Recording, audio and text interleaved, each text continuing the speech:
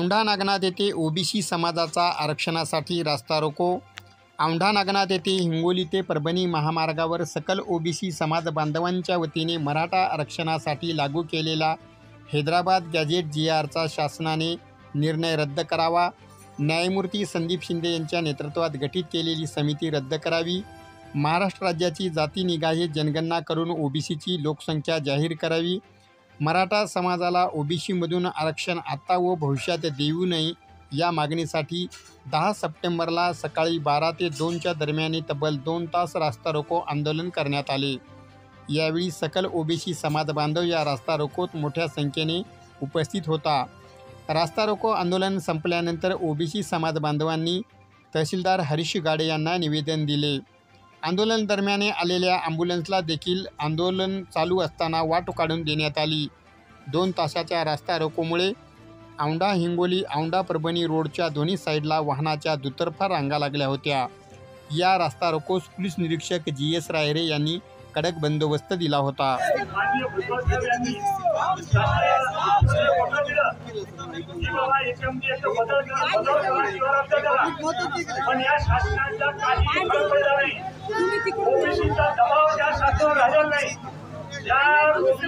ओबीसीच्या मतदारावर जे लोक निवडून आले ते आपल्या असतात आणि आपले साहेब फक्त एकच ते ओपन मध्ये येऊन ते शासन एवढं प्रयत्न आहे। पण आपण पुढे काही सांगितलं आपलं काही आज हजारोच्या संख्येने आपल्या संख्येने रोडवर यायला पाहिजे। आपण 65% म्हणतो आणि 15% नाही 15% आपल्या छात्यापासून राज करायचे आपल्या कळत नाही आपल्या लक्षात येत नाही। त्यामुळे माझा म्हणणं सगळे असं म्हणे की प्रत्येक तालुक्या ठिकाणी जिल्ह्याच्या ठिकाणी निवेदन काढून जास्तीत जास्त शासनाचा विरोध करा की आम्ही ओबीसी तुमच्या शासनात जर दम असाल तर तुम्ही जनगणना करा। ओबीसीची जनगणना करा आणि जनगणनेत आरक्षण द्या। 65 नाही 80% ओबीसी होती 80%। जनगणना करा, जनगणना केल्यानंतर तुम्हाला कळत काय ते मी आपल्या ओबीसी त्यांना कोणी मदत केली नव्हती का मतदानाच्या रूपानं, परंतु तिथं ओबीसीच्या आंदोलनासाठी डोळे जा करीत आहे, ओबीसीवर दुर्लक्ष करीत आहे। येणाऱ्या लोकसभेला असो विधानसभेला असो आताच नुकताच आता आपल्या तोंडावर जिल्हा परिषद आल्यात, पंचायत समिती आल्यात, ग्रामपंचायती आल्यात।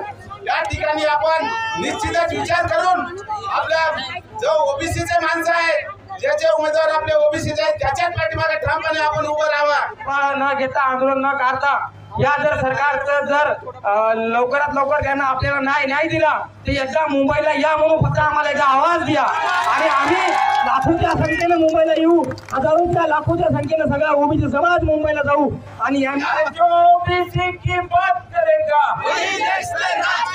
जो ओबीसी से टकराएगा मिट्टी में मिल जाएगा, जो ओबीसी से टकराएगा मिट्टी में मिल जाएगा।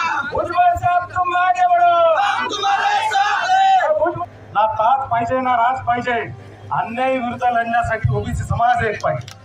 आपल्याकडे गडगंज श्रीमंती नाही, शेतीवाडी नाही, आपल्याला आपली लढाई हक्काची लढायची आहे। आपल्या बांधवांना माझी कळकळीची विनंती आहे, नागनाथाच्या चरणी मी तुम्हाला शपथ घेऊन तुम्हाला सांगतो, तुम्हाला सुद्धा शपथ घ्यायला सांगतो, आपल्या घराबारा सगळ्यात रस्त्यावर उतरा तरच आपल्याला न्याय मिळणार आहे।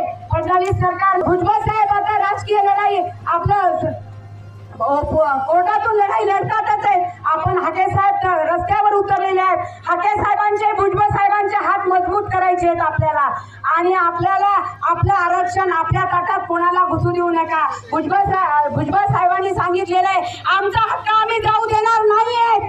जर आपल्याला आपल्या ताटात खाऊ द्यायचं नसेल, आपलं ताट वाचवायचं असेल, बांधवांनो आपल्या घरात कोणाला घुसू द्यायचं नाही। त्यासाठी एकच पर्व